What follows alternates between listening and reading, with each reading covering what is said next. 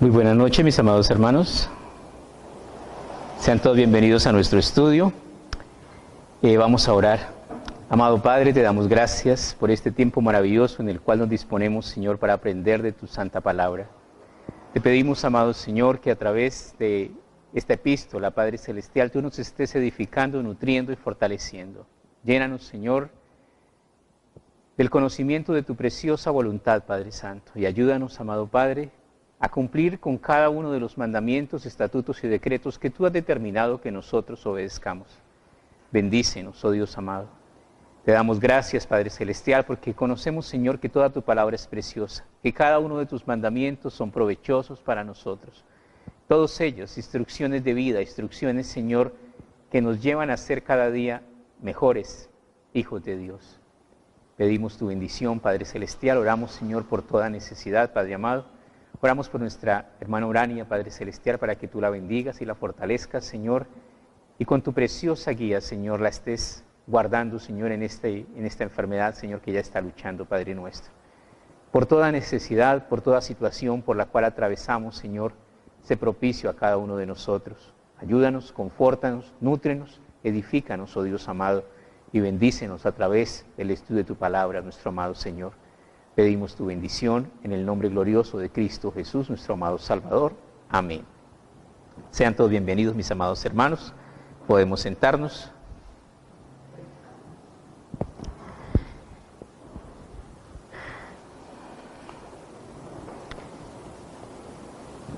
Primera epístola universal del apóstol San Pedro. Pedro, un hombre muy especial, un hombre muy curioso, un hombre muy controversial.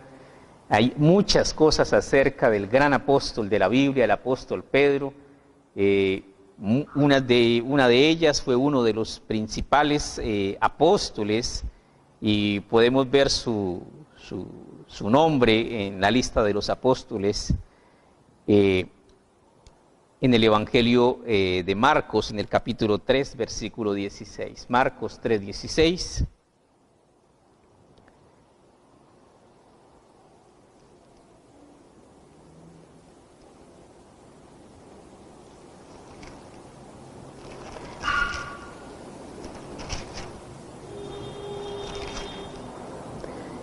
Marcos 3:16 dice lo siguiente: a Simón, a quien le puso por sobrenombre Pedro. Entonces ahí está la elección de los 12 apóstoles.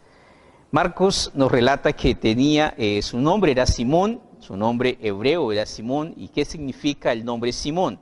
El nombre Simón significa el que ha escuchado a Dios. Es un nombre bonito. Simón significa el que ha escuchado a Dios. Luego nuestro Señor Jesucristo le dijo, no te llamará más Simón, sino tu nombre será Pedro. Pedro es piedra.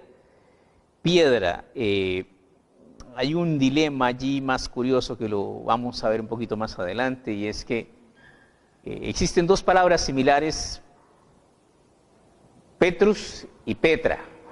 Son parecidas. Petrus es piedra y Petra es roca inmensa, inmovible. Es una roca de toneladas. O sea, en un ejemplo práctico, Petrus es la piedra que usted coge para tirar, cualquier piedra, cascajo, una piedra liviana que usted la puede lanzar con una mano. Y Petra es una piedra que no se puede levantar, toneladas. Entonces, la diferencia sí es abismal. Entonces tenemos acá en Pedro, que es un hombre controversial y es un hombre que provoca muchas, ¿qué podemos decir?, preguntas, muchas cosas en cuanto a él. ¿Qué podemos decir en cuanto a él? Que era casado. Evangelio según San Lucas, capítulo 4, versículo 38. ¿Era casado o no era casado Pedro? Allí en Lucas, capítulo 4, versículo 38 nos dice que el Señor Jesucristo le sanó la suegra. Si no era casado, ese sí era de malas, porque tenía suegra sin estar casado. Entonces era más. Allí en Lucas capítulo 4 vemos que Jesucristo tiene este milagro con él. Lucas 4:38. Dice, Jesús sana a la suegra de Pedro como título. Entonces Jesús se levantó y salió de la sinagoga y entró en casa de Simón. La suegra de Simón tenía una gran fiebre y le rogaron por ella.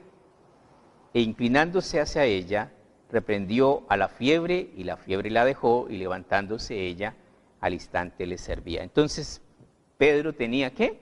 Suegra. Si tenía suegra, era casado. Si fue el primer papa, era casado. Entonces no debió haber sido el primer papa. Y hay muchas cosas que desafortunadamente con las tradiciones no encajan. Simón Pedro también lo tenemos en Lucas 22, una advertencia que le dice Jesucristo a Pedro, Lucas 22, 31, acerca de Jesucristo, Lucas 22, versículo 31. Dice lo siguiente: dijo también el Señor: Simón, Simón, he aquí Satanás os ha pedido para zarandearos como trigo, pero yo he rogado por ti para que tu fe no falte, y tú una vez vuelto confirma a tus hermanos. Y él le dijo: Señor, dispuesto estoy a ir contigo no solo a la cárcel, sino también a la muerte. Y él le dijo: Pedro, te digo que el gallo no cantará hoy antes que tú niegues 3 veces que me conoces. Y efectivamente fue así. Alguien dice que la razón por la cual Pedro negó al Señor fue porque le sanó la suegra. No fue eso, no fue cierto. ¿Por qué Pedro negó al Señor? Porque nuestra naturaleza humana se llena de temor.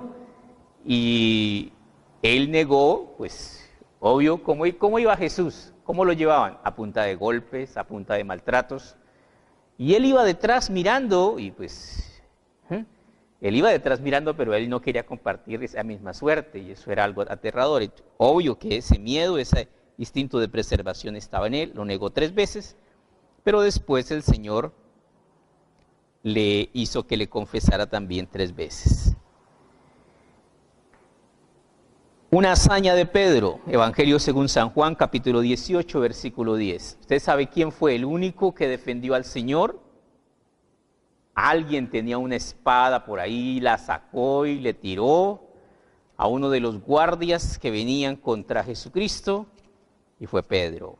San Juan, capítulo 18, versículo 10. Dice en San Juan 18, 10, entonces Simón Pedro, que tenía una espada, la desenvainó e hirió al siervo del sumo sacerdote y le cortó la oreja derecha. Y el siervo se llamaba Malco. No fue que, qué puntería tan descomunal, le tiró a la oreja y se la quitó. No le tiró a la oreja, le tiró a la cabeza. Y el siervo se esquivó y le quitó la oreja. Pero Jesucristo le dice que no, y sana la oreja herida del siervo. Y leamos el versículo que sigue, que es precioso, el 11, dice: Jesús entonces dijo a Pedro: mete tu espada en la vaina, la copa que el Padre me ha dado, no la he de beber. ¿Qué quiere decir esto? Jesucristo estaba preparado para morir por la salvación de la humanidad. Jesús profetizó la muerte de su apóstol, del apóstol Pedro, Evangelio según San Juan, capítulo 21, versículo 18, Jesucristo le dice acerca de su muerte. San Juan,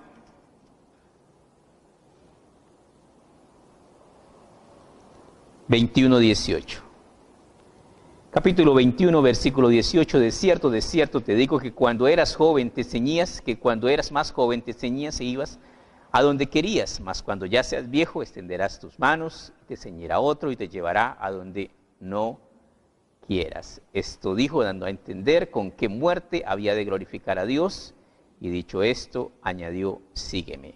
Efectivamente, Pedro fue un hombre realmente comprometido con Jesucristo, entregó su vida como testimonio de su fe, y cuando fue condenado a muerte dijo: no soy digno de morir como murió mi Señor y mi Maestro, a mí crucifíquenme cabeza abajo.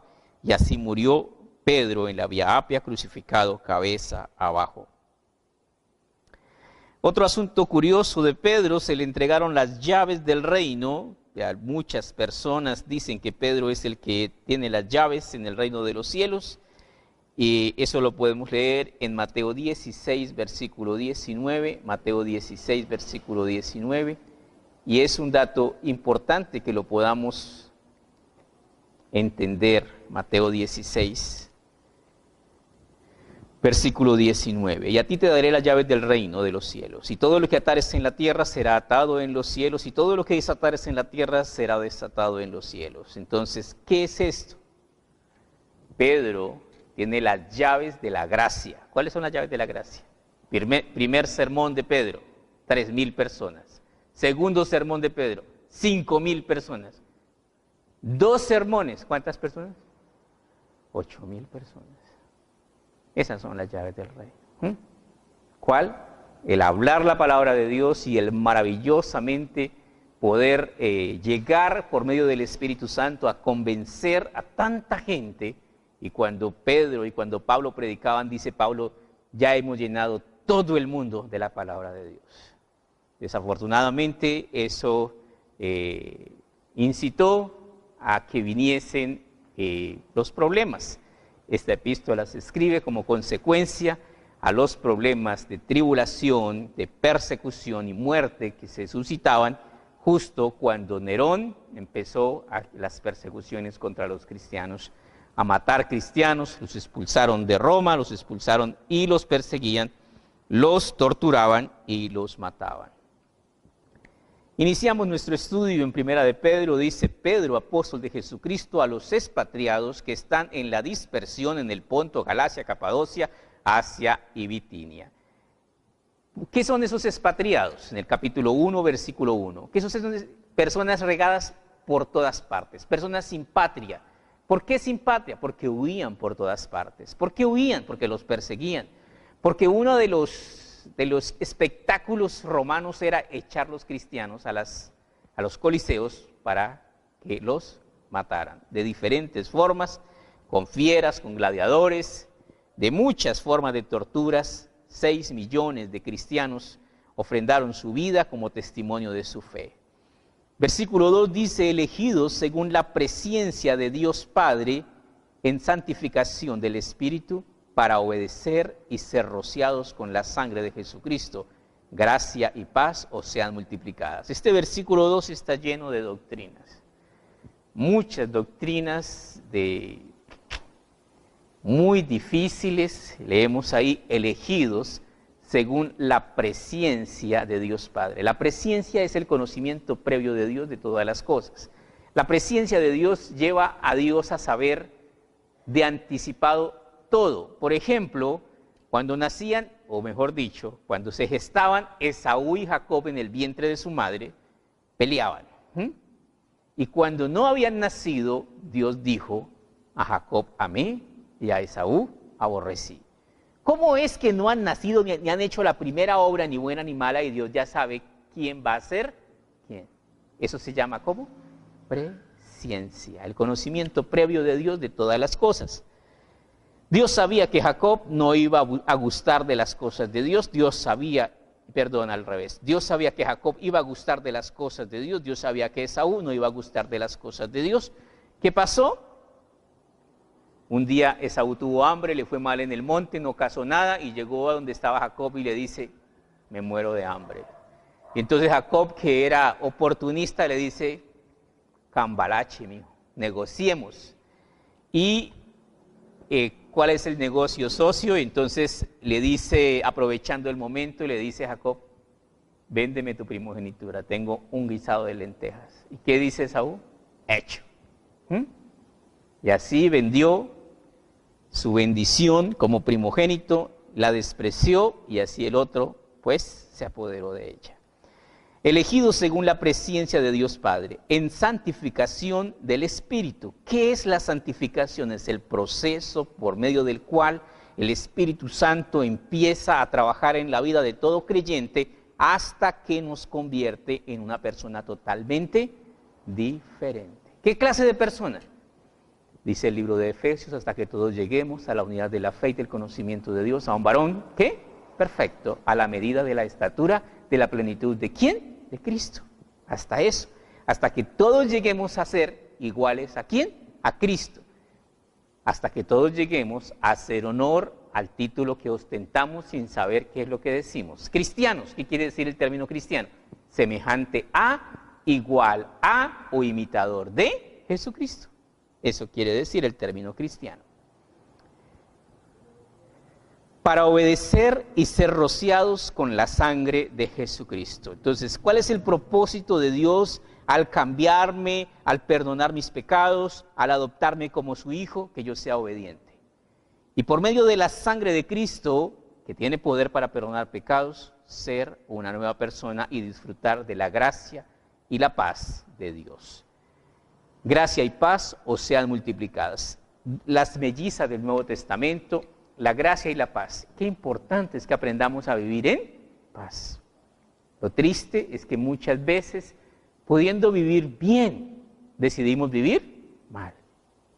Pudiendo llevar las cosas de la mejor manera, pudiendo vivir y como dice el Salmo, en paz me acostaré y así mismo dormiré, porque pudiendo tener una limpia conciencia, decidimos hacer lo contrario. Qué bueno es cuando aprendemos a vivir en paz, cuando nuestra vida es un remanso de paz. ¿Y puede llegar a serlo? Claro que sí, cuando el príncipe de paz reina en nuestros corazones. Versículo 3. Bendito el Dios y Padre de nuestro Señor Jesucristo, que según su grande misericordia nos hizo renacer para una esperanza viva por la resurrección de Jesucristo de los muertos. Somos renacidos. Sí, renacer significa volver a nacer. Esa parte de renacer quiere decir que el Señor nos ha traído a una nueva vida. Esa parte de ser renacidos se refiere a que se nos ha dado una nueva oportunidad. Esa nueva oportunidad quiere decir que hemos sido rescatados de la muerte. Versículo 4, para una herencia incorruptible, incontaminada e inmarcesible, reservada en los cielos para vosotros. ¿Qué clase de herencia tiene Dios para nosotros? ¿Cuáles son las posesiones de Dios? ¿Qué es, a cuánto asume el monto de lo que Dios tiene? No cabe en nuestra mente lo que Dios tiene. ¿Y qué me ha prometido Dios si yo le soy fiel? Todo. El que venciere heredará ¿qué? Dice Apocalipsis, el que venciere heredará todas las cosas. Y yo seré su Dios y él será mi hijo. ¿Qué es esa herencia? Algo impresionante, algo maravilloso, algo inimaginable. Versículo 5, que sois guardados por el poder de Dios mediante la fe para alcanzar la salvación que está preparada para ser manifestada en el tiempo postrero. Qué versículo tan terrible. Que sois guardados por el poder de Dios mediante la fe para alcanzar la salvación que está preparada para ser manifestada en el tiempo postrero.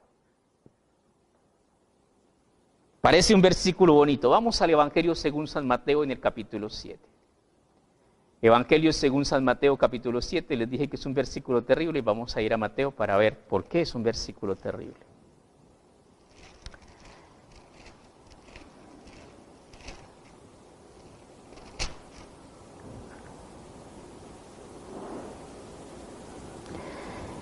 Mateo capítulo 7, versículo 21.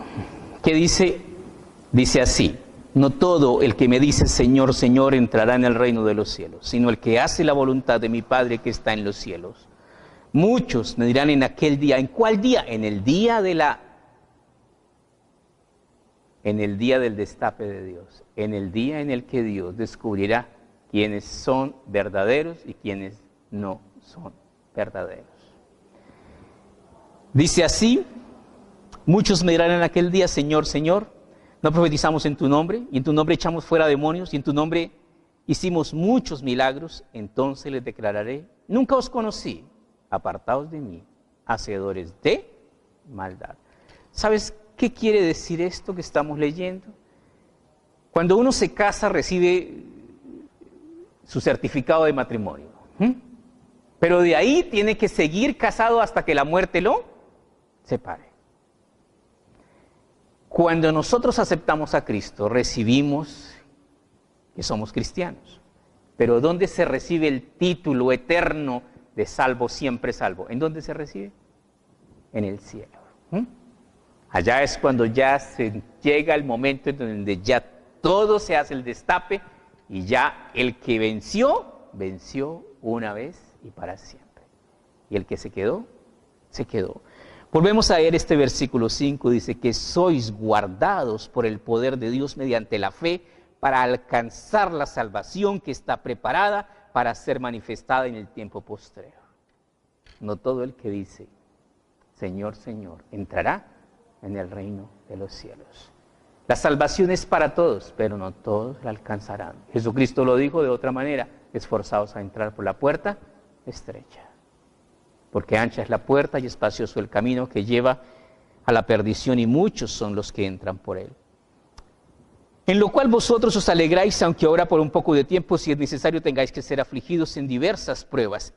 Esta epístola tiene como propósito preparar al cristiano para la prueba, para que sometida a prueba vuestra fe, mucho más preciosa que el oro, el cual aunque perecedero, se prueba con fuego, sea hallada en alabanza, gloria y honra cuando sea manifestado Jesucristo. ¿Qué quiere decir esto? La prueba es necesaria, el sufrimiento es necesario. Si usted encuentra oro en una peña, en una roca, tiene que romper la roca, tiene que sacar el oro, tiene que fundir el oro. Y cuando lo funde, cada vez que más lo funde, más puro será ese oro. Nuestra fe es purificada con las pruebas. A quien amáis sin haberle visto, en quien creyendo, aunque ahora no le veáis, os alegráis con gozo inefable y glorioso. Y aquí viene el versículo 9. Ahora viene todo esto, la prueba de la fe, vienen las dificultades, dice el versículo 9, obteniendo el fin de vuestra fe, que es la salvación ¿de qué? De vuestras almas. ¿Cuál es el fin de mi fe? Salvar mi alma. Mas el que persevere hasta el fin, ese será salvo. Los profetas que profetizaron de la gracia destinada a vosotros, inquirieron diligentemente, indagando acerca de esta salvación, escudriñando qué persona y qué tiempo indicaba el Espíritu de Cristo que estaba en ellos, el cual anunciaba de antemano los sufrimientos de Cristo y las glorias que vendrían tras ellos. ¿Qué quiere decir esto? Hay pasajes impresionantes en las Escrituras, como el que podemos leer en el libro de Isaías, en el capítulo 53. Vamos a echar una miradita allí a Isaías 53. En el libro de Isaías, en el capítulo 53, encontramos un pasaje tan claro como este. Dice, ¿quién ha creído a nuestro anuncio y sobre quién se ha manifestado el brazo de Jehová? Versículo 2, subirá cual renuevo delante de él, y como raíz de tierra seca no hay parecer en él, ni hermosura le veremos más inatractivo para que le deseemos, despreciado y desechado entre los hombres, varón de dolores, experimentado en quebranto, como que escondimos de él el rostro, fue menospreciado y no lo estimamos. ¿De quién está hablando el profeta? Nosotros, porque esto ya es historia, lo entendemos, pero ellos, ¿cómo iban a entender todavía? Entonces ellos decían, ¿cómo va a ser todo esto? Pero hoy día nosotros, esto ya es historia. Dice, ciertamente llevó él nuestras enfermedades y sufrió nuestros dolores, y nosotros le tuvimos por azotado, por herido de Dios y abatido, mas el herido fue por nuestras rebeliones, molido por nuestros pecados, el castigo de nuestra paz fue sobre él, y por su llaga fuimos nosotros curados. Entonces aquí tenemos nosotros profecías que los profetas quisieron indagar cómo era esto, cómo podía una profecía como esta encajar en quién, cómo y cuándo. Dice, a estos se les reveló que no para sí mismos, sino para nosotros administraban las cosas que ahora os son anunciadas por los que os han predicado el Evangelio por el Espíritu Santo enviado del cielo, cosas en las cuales anhelaron mirar los ángeles. ¿Qué quiere decir eso? Toda la Biblia tiene un núcleo. ¿Cuál es? El libro de Génesis, en el capítulo Génesis 3:15 dice, y pondré enemistad entre ti y la mujer, entre tu simiente y la simiente suya. El protoevangelio, el adelanto de los evangelios, la simiente de la mujer, la Virgen María, dice, esta te herirá en el carcañal y tú le herirás en la cabeza. ¿A qué se refiere? A cómo el Mesías iría a herir a Satanás en la cabeza, resucitando de los muertos y derrotándole y quitándole el imperio de la muerte y del pecado. La simiente de la mujer, he aquí la Virgen concebirá y dará a luz un hijo y llamará su nombre Emmanuel, que quiere decir Dios con nosotros.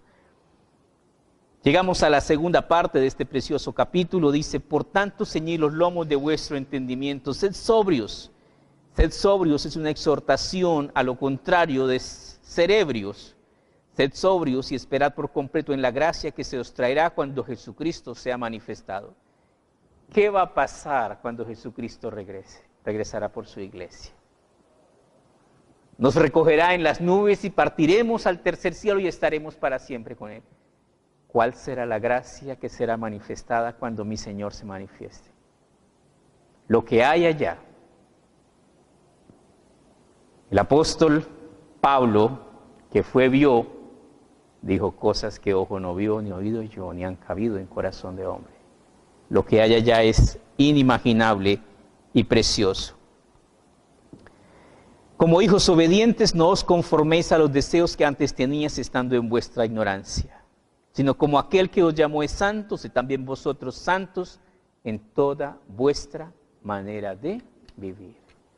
Es importante que nosotros entendamos cuál es el propósito de Dios para mi vida, que yo aprenda a vivir una vida de santidad. En el libro de Daniel, cuando el profeta fue llevado cautivo a Babilonia, dice, y Daniel propuso en su corazón, ¿qué? No contaminarse. ¿Con qué? Ni con la comida del rey, ni con el vino del rey, ni con nada de lo que le asignaron por comida en Babilonia.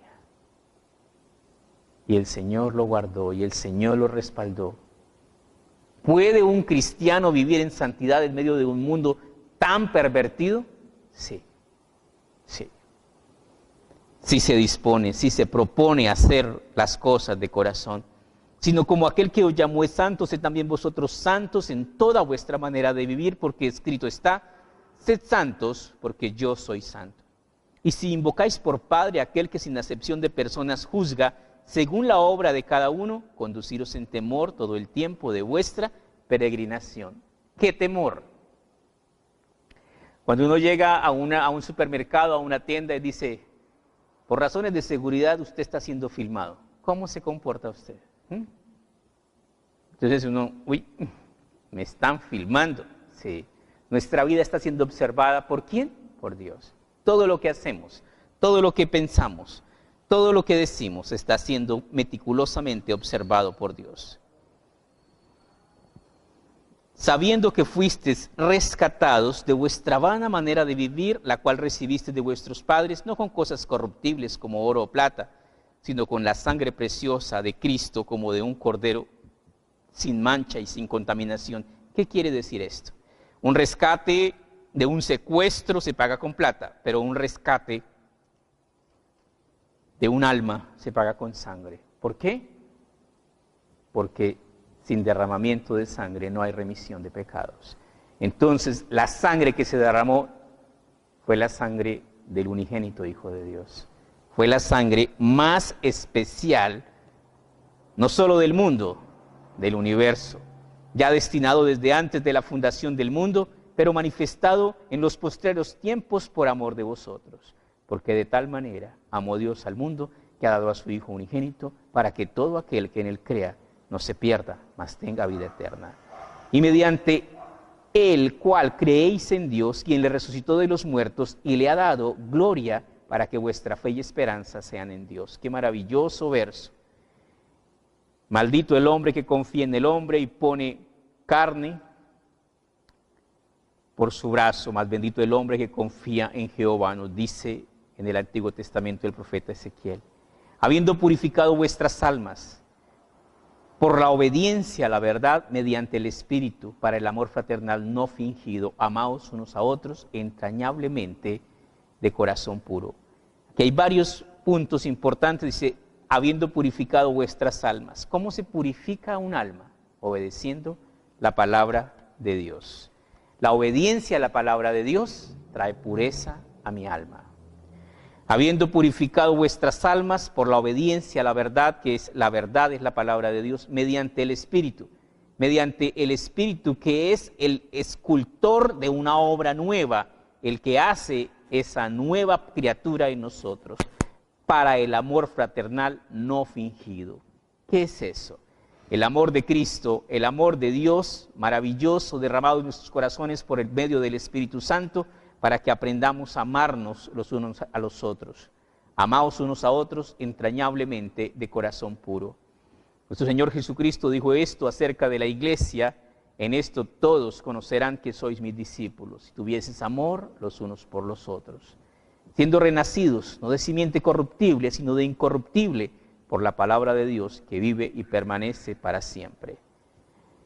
Porque toda carne es como hierba, y toda gloria del hombre como la flor de la hierba. La hierba se seca y la flor se cae, la persona se muere y se acaba su gloria, mas la palabra del Señor permanece para siempre. Y termina de una manera muy preciosa. Y esta es la palabra que por el Evangelio os ha sido anunciada. ¿Cuál? La mejor de todas. La palabra más maravillosa, dice, tenemos también la palabra profética más segura, a la cual hacéis bien en estar atentos como una antorcha que alumbra en lugar oscuro. ¿Cuál? La palabra de Dios. Esta palabra que nosotros tenemos acá, la maravillosa palabra de Dios, tiene el poder para cambiar nuestra vida, tiene el poder para guardarnos, tiene el poder para guiarnos en el camino de Dios hasta que lleguemos a ser como nuestro Señor. Terminamos en Filipenses en el capítulo 1, versículo 6. Filipenses capítulo 1, versículo 6.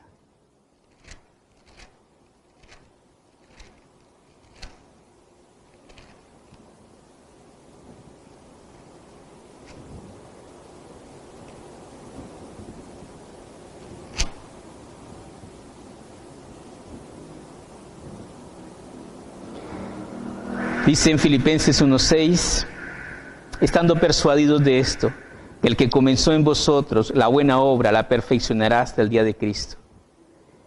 ¿Qué quiere decir esto?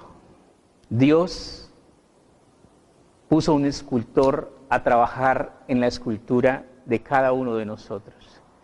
Y tenemos que quedar como Cristo.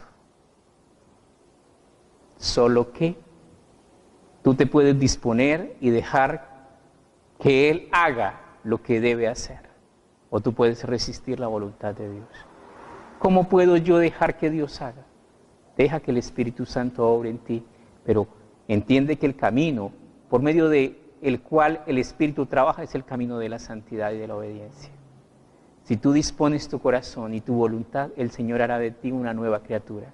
Si tú no dispones tu corazón y tu voluntad a que la obra de Dios se tropezará, no se terminará.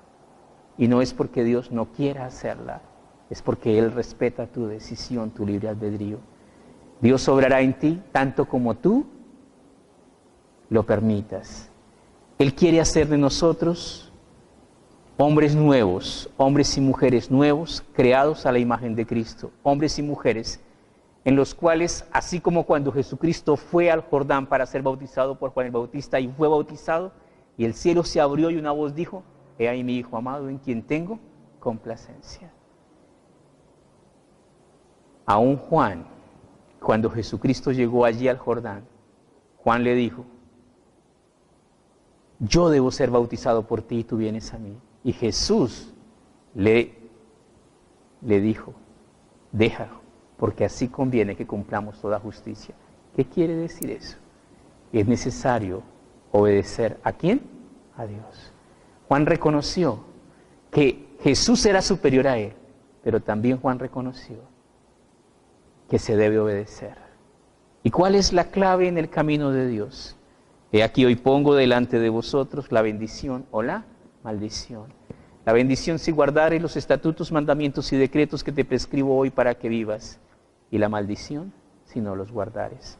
La voluntad de Dios es que nosotros cada día conozcamos más de Él y aprendamos a hacer su voluntad por encima de la voluntad de nosotros. Vamos a orar. Maravilloso Padre, te damos gracias por tu gran piedad y por tu inmensa misericordia. Delante de ti, Señor, colocamos nuestra vida, como el barro se dispone en las manos del alfarero para que Él haga conforme a su voluntad lo que quiera, así nos disponemos en tus manos, oh Dios nuestro. Cámbianos, transfórmanos, haz de nosotros esas copias de Cristo, Señor, que has dispuesto, Señor, para que Él sea el primogénito entre muchos hermanos, Señor. Cambia nuestra mente, oh Dios Santo, cambia nuestro corazón. Danos cada día un espíritu recto que te ame, que te sirva, que llene cada día, Señor, la medida que tú demandas de nosotros, Padre nuestro. Te pedimos, Señor, tu bendición y te agradecemos por tus misericordias. En el nombre glorioso de Cristo Jesús, nuestro amado Salvador. Gracias. Amén y amén.